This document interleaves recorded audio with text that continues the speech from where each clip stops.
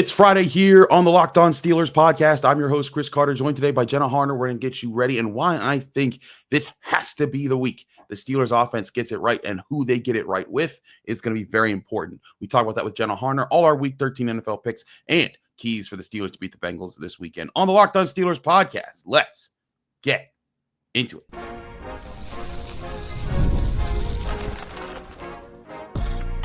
You are Locked On Steelers, your daily Pittsburgh Steelers podcast, part of the Locked On Podcast Network, your team every day. Hello, welcome to the Locked On Steelers podcast. I'm your host, Chris Carter, bringing you your daily dose of all things in the Pittsburgh Steelers. As always, you can find the show in your favorite podcasting apps and on YouTube. Like this video if you enjoy it. Subscribe to this YouTube channel to get all of your daily Monday through Friday episodes, as well as our bonus content. We thank you for making us your first listen every day because we're your team every day. And today's episode is brought to you by Game Time. Download the Game Time app, create an account, and use code LOCKEDONNFL to get $20 off your first purchase. More on them later. As I said before, we're joined by the amazing Jenna Harner, who's at Channel 11 WPXI. Jenna, it's always great to have you. And Jenna, I want to ask, how was your Thanksgiving? Thanksgiving was wonderful and phenomenal, and such a great day to just get to be with family and take a break. I am making this known, though. Stuffing is, or dressing, depending on what you call it, stuffing slash dressing. I call it stuffing. Okay. I know there are people out there that call it dressing, and I don't want to offend those people. Elite. The greatest food on the plate on Thanksgiving Day. It is amazing, right? Stuffing. If I could pick one food, it's stuffing. That's it. If I only get one food on my plate on Thanksgiving, it's stuffing. And we had a whole lot of it, so it was spectacular. It's stuffing and the stuffing inside the turkey. Like that's the it's turkey with stuffing, with the mashed potatoes, with the stuffing. That's kind of how I love my Thanksgivings. So we on the same page here, Jenna. I appreciate that. Yeah. But the Steelers offense is trying to get on the same page, and that's going to be a big factor for this game. Jenna, they're playing the Bengals, and we'll talk about the defense later because that's a huge factor in stopping Jamar Chase and T. Higgins and Joe Burrow.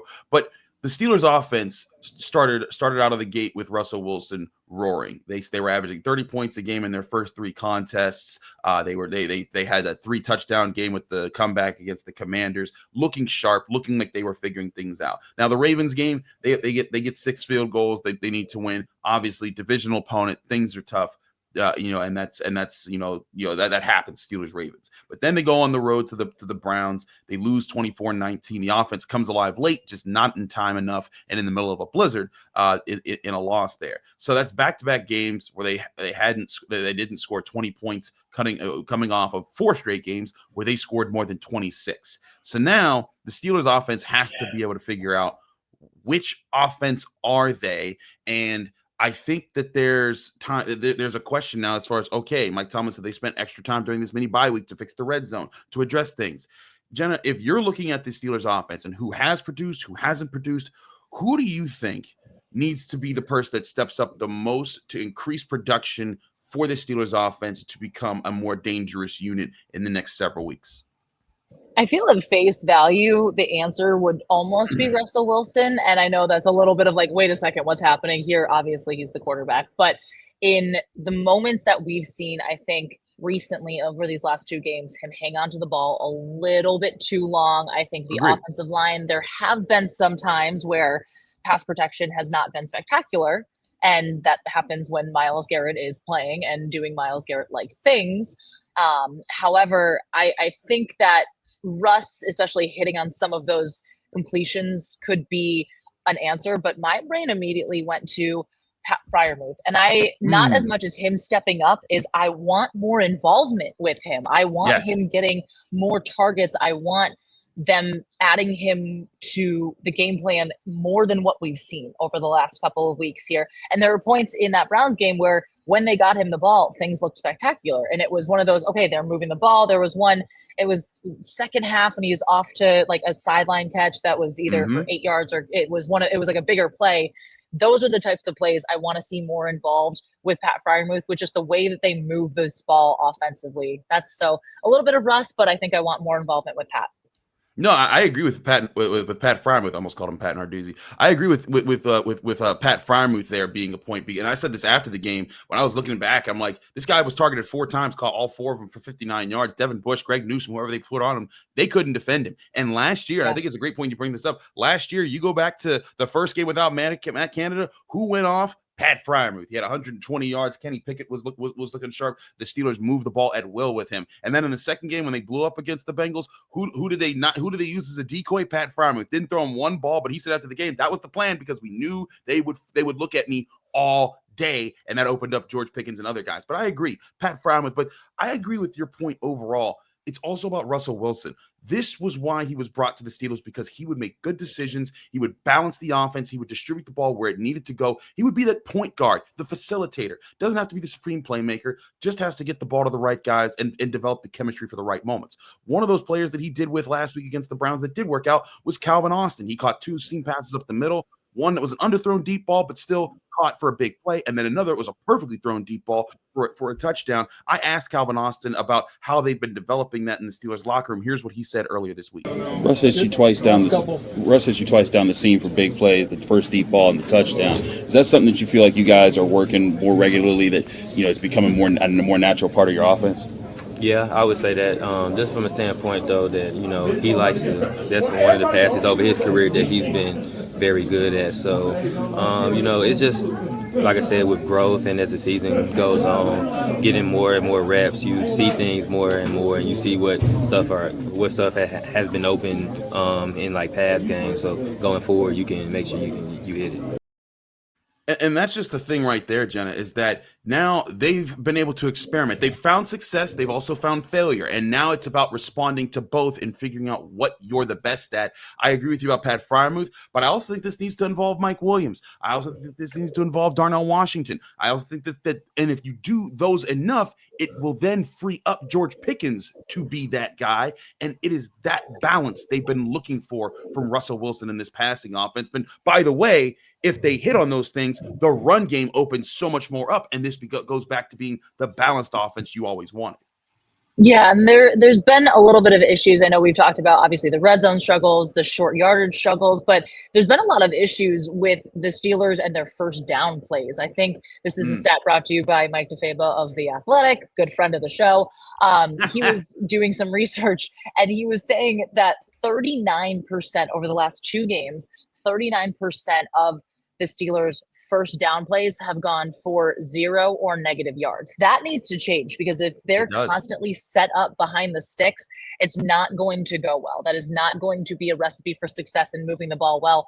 And when we talked with Broderick Jones in the locker room earlier this week too, we asked him kind of about those red zone struggles, and he said, look, it just comes down to execution. It's just like, we're getting into the red zone. We have no problem getting into the red zone. It's just a matter of finishing in the red zone. So I think that the distribution of targets is going to be a big thing.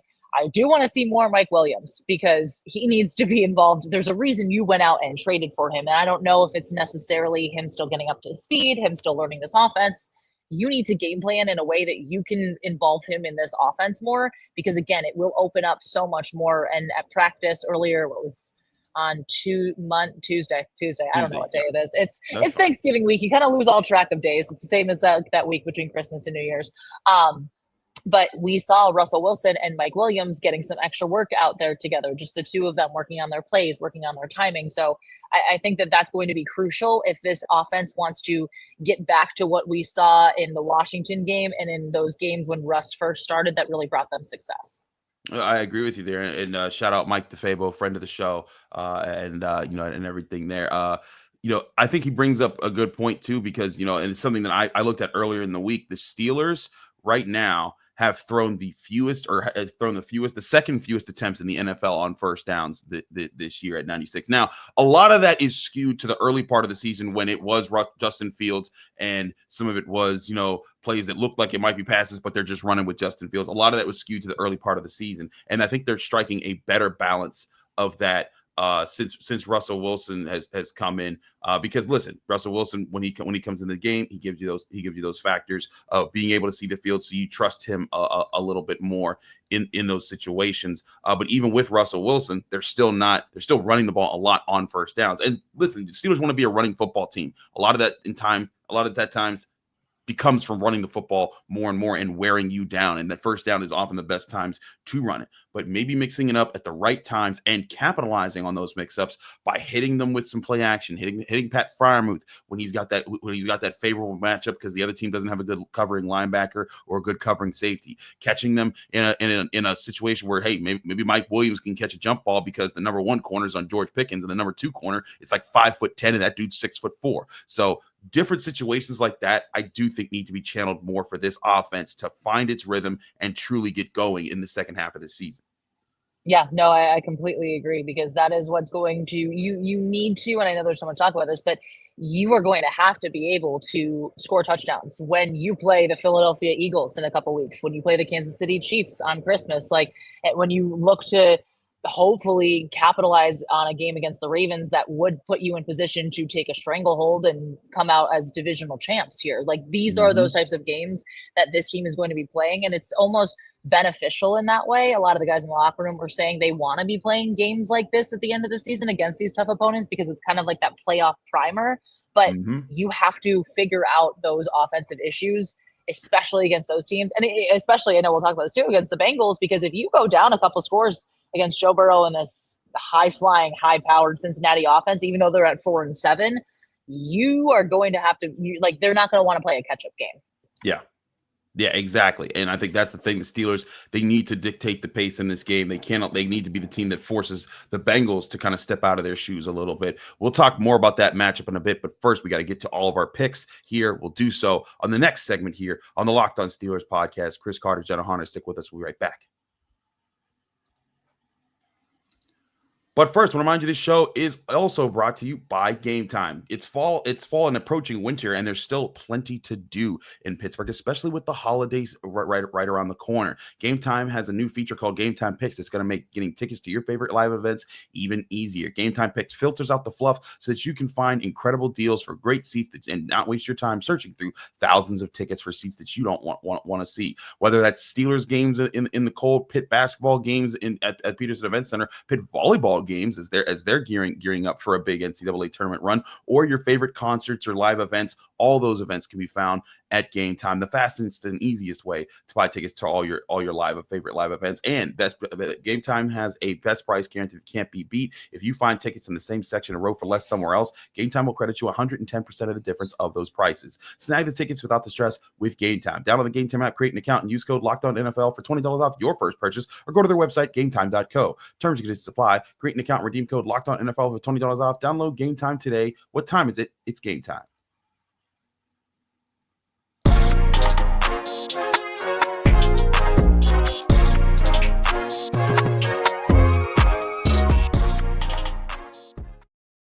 We're back here on the Locked On Steelers podcast. I'm your host, Chris Carter, here with Jenna Harner of Channel 11 WPXI. We now head to the pick segment of the show where I have to admit, Jenna Harner is now ahead of me by a single point, and I am just disgusted with myself. I had a nice 5-game lead. It was a 4-game lead. It was a 3-game lead. It's a 2-game. Now it's a 1-game loss. What am I doing here? What am I doing? I don't know. It's driving me nuts. Reeling you in there. Congratulations, Jenna, I guess. Thank you so much. It's a marathon, not a sprint. Indeed it is. And it's getting cold out there now to be running. But in all seriousness, we have fun with this show, and it's always a little bit of fun. But shout out to our other people who are doing well in the pick derby right now. I believe it's Sack Attack. Hold on, let me pull up the group back again because I did some moving around here. Sack Attack currently sits in first place of the Locked On Steelers ESPN NFL Pick'em group, which now sits at 391 people who are playing with us right now. Shout out to all of you playing. But Sack Attack, congratulations, you are currently in first place with 128 correct picks. That is pretty impressive. I'm a little behind him at 119. Jenna's at 120. We got a lot of people right behind him, so it's a really competitive year in the picks. Let's get to our picks this time around. And of course, all our odds, ends, and lines we're about to read to you come from FanDuel Sportsbook, the #1 sportsbook in America. Now, of course, we are skipping the Thursday games because the Bears, the Lions, the Giants, the Cowboys, they've all played, as well as the Dolphins and the Packers. So lots of action there. But we do have a Friday game where maybe you're listening to this during that because it's a 3 p.m. kickoff. It's weird, but it's a Friday game. It's Black Friday. The Raiders play the Chiefs. The Chiefs are 12.5-point favorites. Give me more points. The Chiefs are beating them by more than that. Yeah, no, I completely agree. Kansas City, their only tough stretch has been Buffalo. But the thing to me is I know people are looking at things and they're like, they're playing close games. They're not the team they were. They're winning those close games. They are finding all these insane, ridiculously stupid ways to win football games. If they're playing Buffalo, I'm going the Bills. But other than that, I'm picking the Chiefs no matter what. Chargers at Falcons. Finally getting to our Sunday games here. Chargers are 1.5-point road favorites against the Falcons here, coming off a tough loss. I like the Chargers, though. I think that they've played well mostly this season. I think the Falcons are also a good team. When you look at these two teams, the Falcons are 6-5 atop their division. The Chargers are 7-4 atop theirs. But the Chargers also need to win this game because the Broncos are a half game behind them, and they are fighting for a wild card spot in what could be a very, very tight AFC race if the Dolphins continue to pick it up. They're at 5-6. The Colts are at 5-7. The Broncos at 7-5. There may become a thinning out of positions, especially who knows if the Bengals beat the Steelers at 5-7, they won't be out of the picture. So, with that being said, Jenna, where do the Chargers and the Falcons land? I'm going with the Chargers here. I think that they are a much better team than the Falcons right now. I just think in terms of like their cohesion and their clicking and they're finding ways to win. There's been losses I've looked at from Atlanta that I'm like, oh, that's tough. And I think the Chargers are, yes, the Ravens game proved to us that the Ravens are probably the number 3 team in the AFC. But I think the Chargers are right in the mix there. I think they got a lot of good things going. I think they're like, almost to the point where you look and see them like on your schedule next year, year after that, and you're saying, oh, wow, like the Chargers are coming to town. So they're doing a lot of things well. I like them is what I'm trying to say here. I'm just going long on the Chargers. Why not? No, you're fine. You're fine. I think it's going to be an interesting game there. Let's get to a game that I think less people are going to be paying attention to, but could be interesting on the betting side of things, and that's Colts at Patriots. The Colts are 2.5-point favorites in Foxborough, so the Patriots are at home. But it has been forever that the Colts have won in New England. In fact, I think I saw it earlier. The last time the Colts won in New England, I think, was 2006. I may be missing one. No, I think it is 2006 was the last time the Colts beat the Patriots in New England. That was when they won the Super Bowl, of course, with Peyton Manning later that year. I was in high school.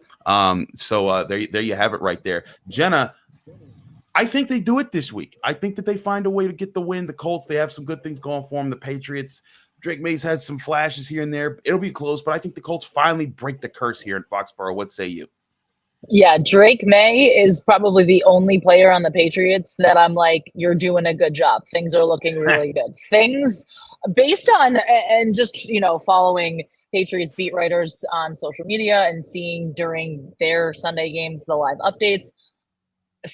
I don't even know. Like, it's undisciplined in New England. There's like, it's just there. I don't even know the number of penalties that they had last week, but there were not very nice words thrown around by New England media about the Patriots and the state of them, other than Drake May. So I like Indy a lot. I think Anthony Richardson is stringing some solid things together.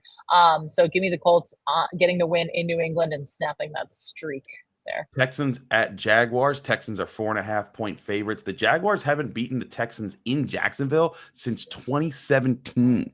So that's been a long time. I don't think that streak breaks. I think this time, I think the Texans keep it rolling here against the Jaguars. Yeah, I like Houston in this one. I know last week was kind of a weird, wonky game for them, but to me, the Jags are tanking and not playing great at all. Is Trevor Lawrence back? Is it still Mac Jones? I don't even, the Jags have fallen so far off my radar. Just, I know they're like, okay, they're not really great. So one of the worst teams in the league. And I think the Texans get a solid divisional win here.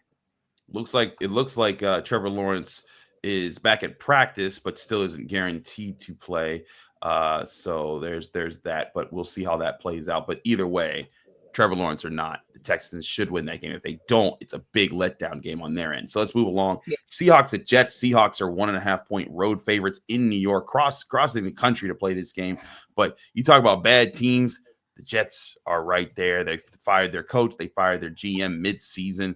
Aaron Rodgers doesn't look like he's getting any better. The Seahawks, though, they've been a very up and down team this year. The Jets mostly down. They're 3-8 on the season. The Seahawks 6-5 and atop the NFC West. And if they want to stay atop the NFC West, they got to get a win. I think they will.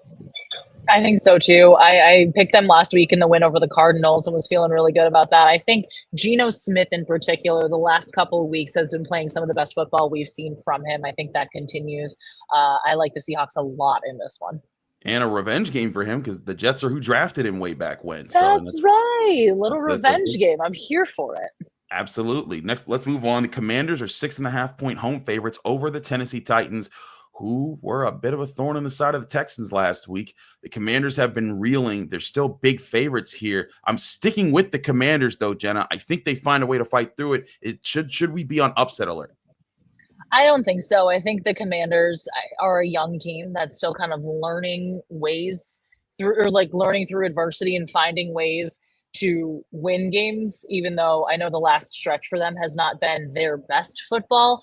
I still think Jaden Daniels is absolutely phenomenal, and I think that he put them in a position to win. Your kicker can't miss an extra point when it's the most crucial moment of the game. So I think they snapped their skid. I think this is kind of that perfect get-right game for Washington. They gained some more confidence back with the way that they were playing earlier in the season. I like the Commanders over the Titans here. The Cardinals at the Vikings, what I think an underrated matchup this week. The Vikings are 3.5-point favorites at home over the Cardinals. The Cardinals are tied with the Seahawks, but because the Seahawks have beaten the Cardinals, they're technically in second place right now at 6-5. However, the Vikings are 9-2, and it's like the quietest 9-2 in the league right now because they're behind the red hot, unstoppable Detroit Lions at 10-1. But call me crazy here, Jenna. I'm going with the Cardinals. I like what they've been doing on both sides of the ball. I like Kyler Murray. I know that the Vikings have signed your boy, your idol, your hero, Daniel Jones. I was saying that very sarcastically. But I don't believe in Sam Darnold as much. I think they have weapons. And I think they have a really good defense. This is going to be a close game, a hard-fought game. But give me the Cardinals. I like what they've been cooking up this year. I am going back and forth on this one. This is one of those games to me that I'm like, ooh, you can make a really good case for both of these teams. I think I'm sticking with Minnesota just because I love the way that Kevin O'Connell coaches this football team. And same. I know they've had some close games over the last couple. I don't think that's going to be the case here. I think that they're going to use kind of that home field advantage that they have and defeat this Cardinals team. But I'm very intrigued to see what the final result of this game is going to be because I could also make a case for myself to pick the Cardinals here too.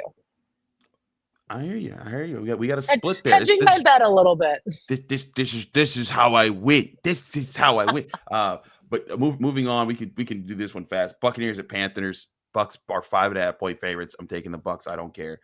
Yeah, you with me there? I'm with you. Rams at Saints. This one a little bit closer. 2.5-point favorites are the Rams on the road in New Orleans. The Saints did beat the tar out of the Browns a little bit ago, but they are still not exactly a team. They're 4-7, I guess, so that they've won 2 games since they slid down and then fired their head coach. But the Rams are 5-6. I think they're the better team. I'm taking Los Angeles. Yeah, I know the Rams are dealing with a little bit right now, especially coming after that loss to Philly, but I think that just kind of shows how solid of a team and how complete of a team the Eagles are right now, more than anything indicating anything there with the Rams. I think they kind of get back to winning, and plus, not to mention, the NFC West is still completely up for grabs. They're 5-6, and they're what, 1 game back? 2? 1 game back. Yeah, they're 1 game back. I think the Rams win this game. This is kind of a, hey, we still have a whole lot going for us here. 1 win can kind of spark a lot. So I like LA in this one. Eagles at Ravens, maybe the game of the week right here. The Ravens are 3-point favorites at home against the Eagles. This is a very interesting matchup. The Eagles have taken first place in their division at 9-2. The Ravens are a half game behind the Steelers. If the Steelers were to win, this would be the thing that could make up for last week if the Eagles could help them, could Philly help them out. I actually like the Eagles in this one. I think that this is a prime matchup between two running backs that are the best two in the league right now, in Saquon Barkley and Derrick Henry. And I mean, imagine if Saquon and Derrick Henry did fuse. That would be like the scariest human being alive, right? Yeah, terrifying. You just never catch them. But No. Jalen Hurts, Lamar Jackson, I just think the Eagles' defense gives them an edge in this game. So I'm taking Philly on the road. Who are you taking, Jenna? Yeah, I'm going with you. I know a lot of people are leaning more toward Baltimore, but to me, this is going to be a battle that's going to be won defensively. And I think the Eagles over the last couple of weeks they've been playing well defensively, but I just think that this team is putting things together at just the right time. There was so much talk about the slow starts with this team and things weren't clicking. They're firing on all cylinders right now. They are a very scary team. I think Philly is going to go into Baltimore and come out with a win, but this is going to be no doubt a fun game to tune in for. Absolutely. Niners at Bills. Early in the season, this looked like this was one of those you circled on your calendar. You said, we're all watching this one. Lately, it don't look like that because the Niners have been rough. The Bills are 6.5-point favorites. Give me by that and more points. I think the Bills destroy the Niners in this one. I think so too. I think they're winning by at least double-digit score here. The Bills are playing really, really solid football. The Niners have a lot to figure out. Brock Purdy's still kind of questionable. Check, obviously, if you're making any bets, make sure you look at the practice report and see everything with him. But to me, this is just the Niners have been kind of depleted by injuries, and the Bills are finding ways to win, and they're looking good, and Josh Allen is looking spectacular while doing so. So give me the Bills here. Absolutely.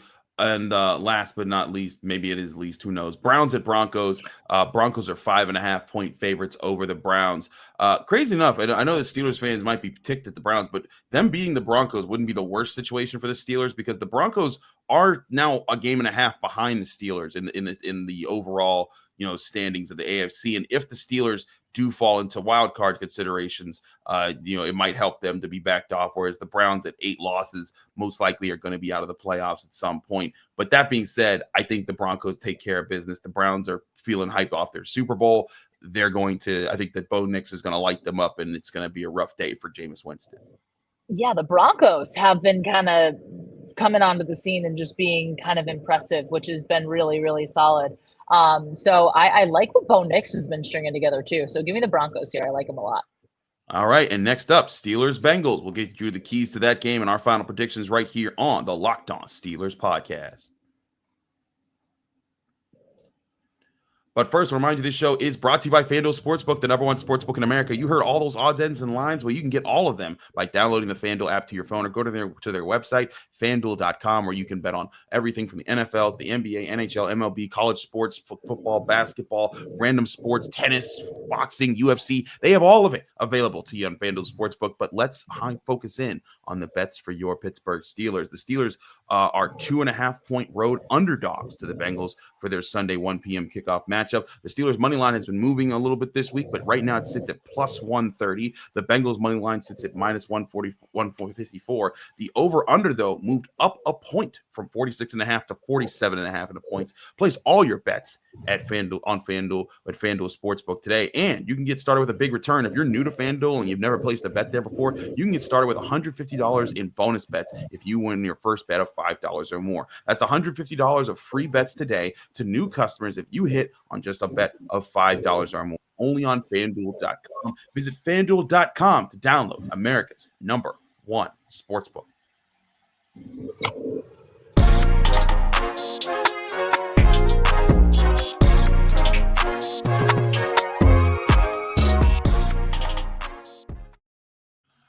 Back here in the Locked On Steelers podcast, I'm your host, Chris Carter, here with Jenna Harner of Channel 11 WPXI. Jenna, it's time to talk Steelers-Bengals. A big rivalry matchup in the AFC North. Just another step in the gauntlet. This will now complete the first half of their division games as they played the Ravens and Browns in successive weeks before this game, and they play the Browns again next week. But this is a huge game for both sides. The Steelers are trying to keep pace and stay ahead of the Ravens. They're 8-3. The Ravens are 8-4. Meanwhile, Joe Burrow talked weeks ago about the Bengals needing to win out and handle their business. They're 4-7 right now, and they were able to bounce back and get a win against the Raiders, but then they lost back-to-back games to the Ravens and the Chargers. They've now coming out of their bye week. The Steelers coming out of their mini bye. To me, this is a must win for the Bengals. I feel like it's should win for the Steelers, and should as in they should win it for themselves. Like they need. It's not a need, but it would be really, really helpful to the Steelers in their status. I think the Bengals are a more desperate team. But Jenna, when you look at these two teams, what is the key matchup that you're looking for the Steelers to beat the Bengals if they're going to do so this week? I think it's going to come down to how much they can limit Joe Burrow and Jamar Chase and T. Higgins and this potent, high-flying, high-powered, whatever adjective you want to use to describe it, this Bengals offense. And I know that seems very simple, but that is going to be, if you can force the Bengals out of what they want to do, if you can make Joe Burrow uncomfortable, this is not going to be a game that turns into a shootout where you see Burrow and then Russell Wilson having to go blow for blow, touchdown for touchdown, the way that Thursday night game in Cincinnati, or Thursday night game between the Bengals and the Ravens played out. Mm-hmm. You can't let that happen, because I don't know if the Steelers defense or the Steelers offense can be down 2 scores and come back to win that game. So to me, this is going to be one, can you limit, because they're going to find their plays. Jamar Chase is going to have a touchdown.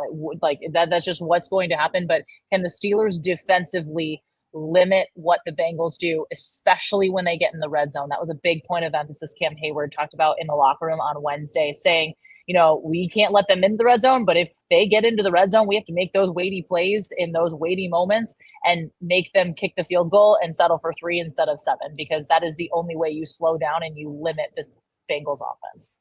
Yeah, it's funny you say that. Mike Tomlin said at the top of the week, he said we got to improve our performance in the red zone. He was not limiting that to red zone offense. He also talked about red zone defense. Coming into November, the Steelers had the number 2 red zone defense. They were allowing less than 40% of touchdowns on touchdown drives. They're now allowing over 51% in touchdowns. Now, again, that's still very good. That's 11th best of the NFL. That's among the better defensive units in the league. But you want to be better than that. You want to be able to protect your end zone a lot better. That's a lot of what the Steelers have been doing here. And I agree with you. We talked a lot about the offense, so I'm going to talk a little bit about the defense here as well.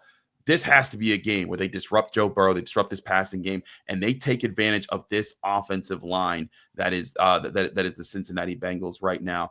If I'm the Steelers, I'm looking at this as an opportunity to get after the Bengals offense, to pressure Joe Burrow, get him off rhythm, get him to make mistakes. You've done it before, and again, this is the number 1 passing offense in the NFL. They've gotten after it. And Joe Burrow's done a great job with his guys, but you have to be able to keep them off rhythm. Do so enough in this game, and then the offense does have to compound with this. But if the defense doesn't get stops, it's going to make that even harder to do, and it becomes a shootout. And if it's a shootout, that definitely plays more into the Bengals' hands, because that's how they like to play football. The Steelers don't want a rock fight, but if you had to choose between the rock fight and the shootout, you take the rock fight if you're the Steelers, because that plays more to your strengths as a team. Granted, of course, you still want to put up enough points that you can control. If you make it a rock fight for the Bengals, but you're firing on all cylinders, that'll be your way to control this game. Now, Jenna, one factor I have here on the Bengals here this season, they have had several close losses this season. They've lost to the Chargers by 7, the Ravens by 1 and 3 points. They've lost to the Commanders by 5, the Chiefs by 1. But all 4 of their wins have come against terrible teams. They've beaten the Raiders, who are 2-9. They've beaten the Browns, who are 3-8. They've beaten the Giants, who are 2-9. They've beaten the Panthers, who are 3-8. No team they have beaten has more than 3 wins this season, and to me, that is a problem for them. Now, will the Steelers be their first team? We'll find out Sunday. But with that being said, what's your key factor that leads to what's your key moment or turning point in the game, and then your final score prediction?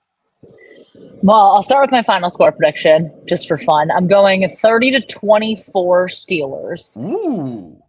I think it's going to be, I think the offense figures some things out. I think that we still see a little bit of those struggles in the red zone where they're going to have to settle for field goals instead of finding their way into the end zone for 7. But to me, I think they get some things going. I think they do score. They put up a couple touchdowns, settle for a couple field goals. I think the Bengals still do what they do defensively, and some of this might come in like a garbage time scenario, but I think the Steelers fall behind only by a score early. You feel like, oh, the Bengals might be in it a little bit, and then the moment a lot of people have been waiting for. TJ Watt is going to force a turnover this week. There's going to be a lot of people who were talking and saying some noise the last couple of days. Oh, he's invisible, blah, blah, blah, da-da-da. Cam Hayward wants to hear none of that, by the way. And I think that he goes out there, makes a play, does strip sack fumble, something, forces a Joe Burrow turnover that sets the offense up really well to find it into the end zone, punch it in, and then the Steelers just never look back from there. So I think the Steelers win this game. I think it's a little more high scoring. I think that, again, some garbage time points from the Bengals here, but I think the Steelers walk away with a win here and move to 9-3. I'm doing math in my head right now. Move to 9-3 on the season, and still have a very solid grasp on the division.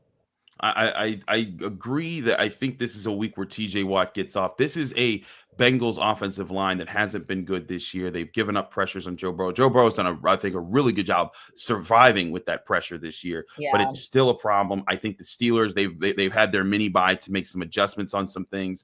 I think they're going to be a bit sharper in their pass rush. I also think their offense is going to be a bit sharper. And again, this has to be the week for the Steelers offense to wake up. You look at the defense right now. The Bengals, bottom 5 in scoring, bottom 3rd of the league in total yards, passing yards, rushing yards. They're just not getting it done across the board on defense.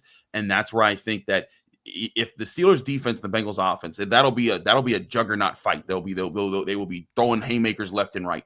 But I think this comes down to where those two units might even out. I think the Steelers offense does more than enough to bring them over the top of this game. Still a close game, like you're saying. I have the Steelers winning 27-23 over the Bengals in a close one in Cincy. The Steelers advance to 9-3, like you say, and they come back home to face the Browns in a rematch at Acrisure Stadium next weekend. Those are our picks. Let us know your picks in the comment section on YouTube.